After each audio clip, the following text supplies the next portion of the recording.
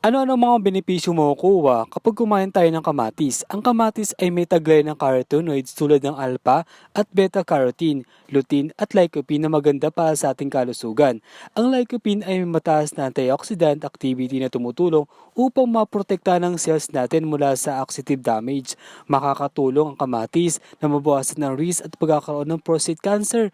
Ang mga taglay nitong vitamin E at vitamin C na makakatulong upang mapalakas ang ating resistensya. Mayaman sa potassium ang kamatis na nakakatulong upang mapababa ang blood pressure.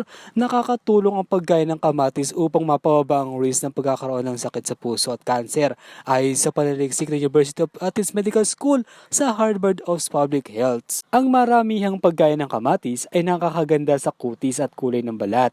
Ang kamatis ay may blood purifier, ibig sabihin ay may kakayang itong linisin ng ating dugo nang sa gayon ay pwedeng maiwas iba't ibang uri ng sakit. Ang pagkain